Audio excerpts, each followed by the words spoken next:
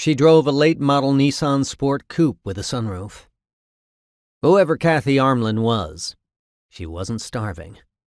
"Freddie and I met in Mexico," she began, as we pulled out of the parking lot. "About 6 weeks ago."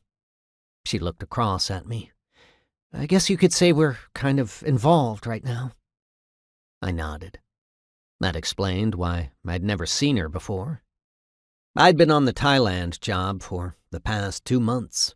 Before that, the Ivory Coast. I'd had 3 days in San Francisco in between, just enough time to have dinner with Freddie, check on the status of our Mexico project, and give him the phone number of the place I usually stayed in Bangkok, just in case. I hadn't really expected to hear from him. I glanced across at her as we turned onto Market Street. She was attractive in a wholesome Midwest cheerleader sort of way, slim and petite, with a peaches and cream complexion and white, even teeth. Her wide blue eyes made her look like a startled doe. Freddie's track record with women wasn't too impressive.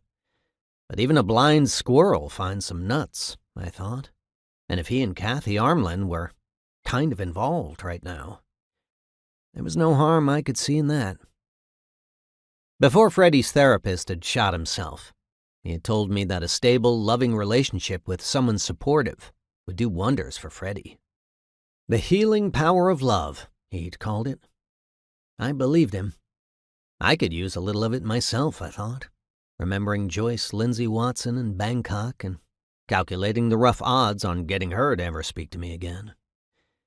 "Things were just great until about 2 weeks ago," Kathy Armlin was saying. "That's when my baby brother got into some trouble in Reno." She looked at me, an appeal in her eyes. "This is, well, difficult to explain to someone I don't really know. But Freddie said I could trust you, that you were his only real friend. He told me that if anything bad ever happened, I was to find you, that you'd know what to do." She took a deep breath. "Billy's only 17, but he looks a lot older. He's a little wild.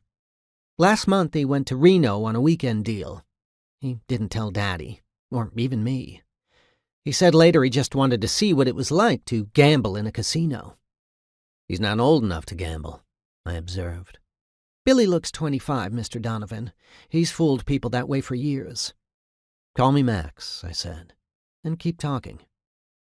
I had the feeling I wasn't going to like this story.